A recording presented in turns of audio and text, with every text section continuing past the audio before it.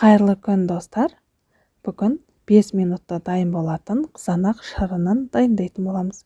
Достар, менің парақшама тіркелмеген болсаңыз, тіркеліп, видеоларды жіберіп алмас үшін қоңырауша белгісін басып, өз рецепттеріңізбен бөлісуді ұмытпаңыздар. Алдымен барлық қызанақтарымызды жақсылап жуып аламыз.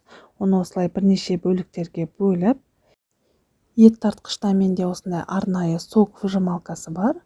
Осыдан шырынын бөлек, сыртын бөлек ажыратып беретін болғандықтан, сыртын 3 рет құрғақ болғанша өткізіп алатын боламын. Дайын шырынымызды осылай құйып, ыдысымызға орташа отқа қайнататын боламыз. Бір қайнағаннан соң барлық көбігін міндетті түрде алып тастағандарыңыз жөн.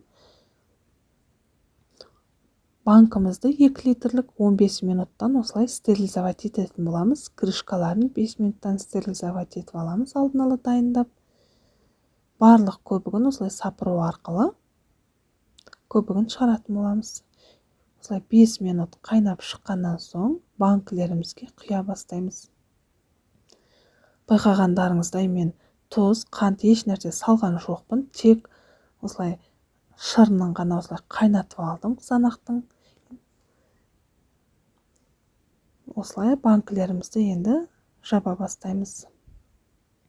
Қыстың күні өзіңіз ашып, қалауыңызша қант немесе тұзын салып, қызанақ шырынын осылай іше берсеңіздер болады.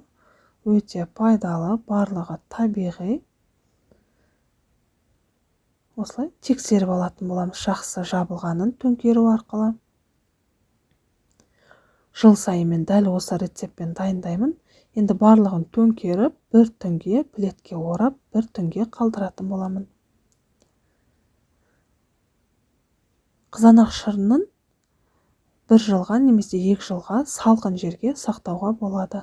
Сіз де дәл осы рецепт бойынша дайындап көріңіз. Ас болсын.